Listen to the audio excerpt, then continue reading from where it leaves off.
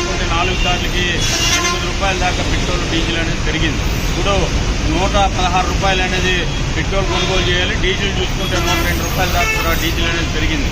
దీనివల్ల రవాణా ఛార్జీలు పెరిగి నిత్యావసర వస్తువు ధరలు ఇప్పటికే ఆకాశాన్ని కంటుకుంటున్నాయి.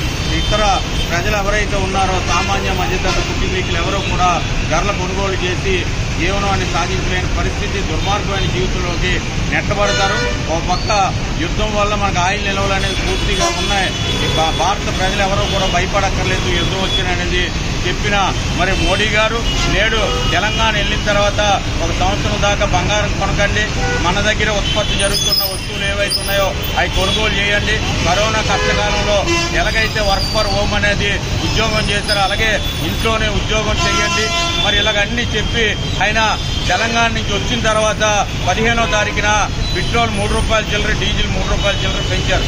మరి ఇలా పెంచుకొని పోతూ ఉంటే సామాన్యుడు అనేది చిన్న సగటు జీవి, చిన్న సిరి ఉద్యోగి మరి 2 వీలర్ మీద వెళ్ళి ఈరోజు ఆయన డ్యూటీకి వెళ్ళి బ్రతకడం అనేది సాధ్యం కాదు.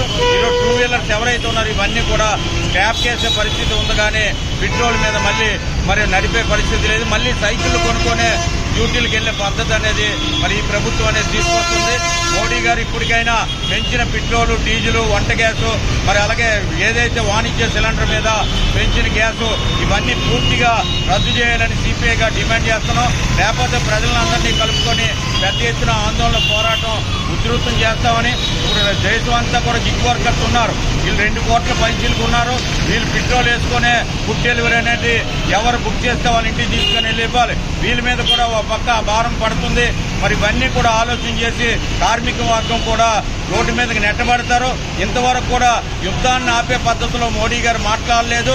ఏదో చనిపోయినప్పుడు సంతాప దినాల కింద ట్విట్టర్లోనే ఆయన ఏదైతే ఇరాన్ పంపించారు తప్ప కనీసం యుద్ధం ఆపాలని మరి అమెరికా అధ్యక్షుడు ఎవరైతే ఉన్నాడో ట్రంప్ అనేది నేటి వరకు కూడా మాట్లాడకుండా ఇలాగా మరి పెట్రోల్, డీజిల్ పెంచడం అనేది చాలా దుర్మార్గమైన చర్య. దీన్ని తీవ్రంగా వ్యతిరేకిస్తున్నాం, ఖండిస్తున్నాం.